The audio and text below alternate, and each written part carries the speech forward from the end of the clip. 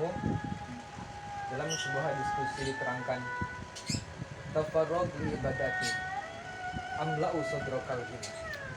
Tafarrog, penuhilah li ibadati, untuk beribadah kepadaku, kata Allah, amla'u sadrakal ghina, maka aku akan memenuhi dadamu dengan kekayaan.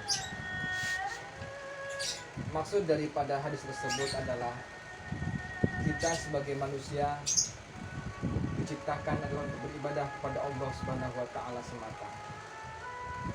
Dan ketika kita mengetahui akan tujuan ciptakannya kita, yakni adalah untuk beribadah, maka sesungguhnya rezeki dan apapun nikmat dari Allah Subhanahu wa taala akan terasa sangat luar biasa dan tak terhitung lagi. Dan tatkala kita beribadah, kita memenuhi perintah Allah Subhanahu wa taala, menjauhi segala larangannya, maka dada kita akan diisi dengan kekayaan. Kita akan bersyukur kepada Allah Subhanahu wa taala, akan bersabar dengan ujian-ujian dari Allah Subhanahu wa taala. Dalam satu keterangan juga dijelaskan bahwasannya malam yardo bi qada'i walam yashkur ala ni'ami walam yasbir ala bala'i falyakhruj min tahtis sama'i falyatlub rabban siwaya. Barang siapa yang tidak menerima, tidak ridho dengan ketentuanku, kata Allah, dan tidak bersyukur atas nikmat-nikmat yang telah Allah berikan, dan juga tidak bersabar atas ujian-ujian, falyakhruj min tahtis sama, silahkan keluar dari kolong langit bumi ini dan carilah Tuhan selain aku, kata Allah Subhanahu wa taala. Kira-kira dari bumi ini kita mau kemana? Tidak ada lagi tempat yang bisa kita untuk berlindung selain daripada bumi ini.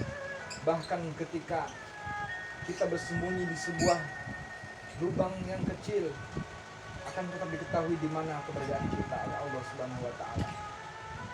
Dan kita mencari Tuhan kemana lagi selain kepada Allah Subhanahu wa taala, yang merupakan Tuhan alam semesta yang menciptakan dunia ini. Boleh jadi kita merasa tidak adil hidup di dunia ini. Boleh jadi kita merasa orang lain mereka tidak beribadah tapi mereka kaya. Tapi rasa syukur, rasa bersabar tidak bisa dimiliki oleh setiap orang. Hanya dimiliki oleh mereka yang mengerti akan posisinya sebagai hamba Allah Subhanahu wa taala. Sadar posisi, sadar diri, dan sadar fungsi. Memang silahkan hiduplah semaumu, silahkan cintai setiap sesuatu sesukamu. Isma syi'ta, hiduplah sesukamu. Wahbib masyi'ta, silahkan cintai siapapun. Tapi ingatlah, sesuatu yang kau cintai, suatu saat kau akan berpisah dengannya. Hiduplah sesuai keinginanmu, tapi ingat ada hisab di akhir nanti. Itulah mengapa kita harus senantiasa mengerti akan posisi kita sebagai makhluk ciptaan Allah Subhanahu wa taala. Kita sebagai makhluk yang diciptakan dari yang tidak ada menjadi ada, dan kebenaran tiada.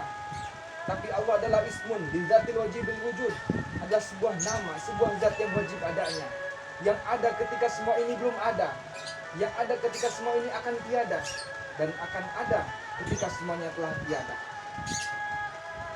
Wal awal wal akhir, dia adalah Allah yang awal tanpa ada yang memulai, dan akhir tanpa ada yang mengakhiri.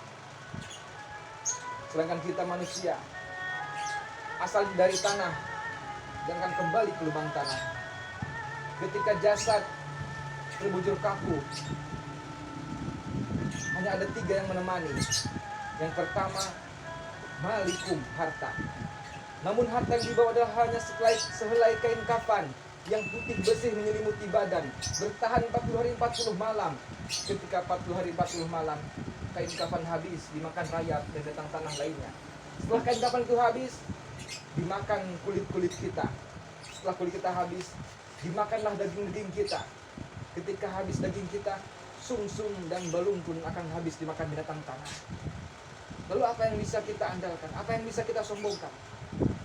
Tampannya suatu saat akan terjun kaku di sebuah lubang yang tidak berarti apa-apa. Yang kedua adalah ahlikum, keluarga yang akan menemani kita. Tetapi keluarga hanya menemani sampai di mana? Hanya sampai di lubang kubur saja. Tidak ada yang mampu menemani sampai masuk dalam lubang kubur. Seberapapun cintanya seorang kepada kekasihnya, seberapapun cintanya seorang ayah dan ibu kepada anaknya, seberapapun sayangnya anak kepada orang tuanya, tidak ada yang mampu menemani sampai masuk ke dalam lubang kubur.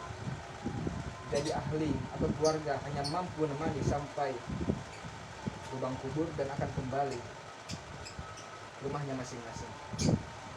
Yang ketiga adalah amalikum, inilah yang mampu menemani kita ketika kita terjun kaku, tak berdaya apa-apa. Amal-amal kita lah yang akan menolong kita, yang akan bisa membantu kita menjawab pertanyaan dari malaikat, yang akan bisa menentukan apakah kita bahagia ataupun celaka, dan menentukan ketika dia mau hisab nanti ketika sudah masuk ke dalam hari kiamat, yang menentukan kita selamat atau celaka, surga ataupun neraka.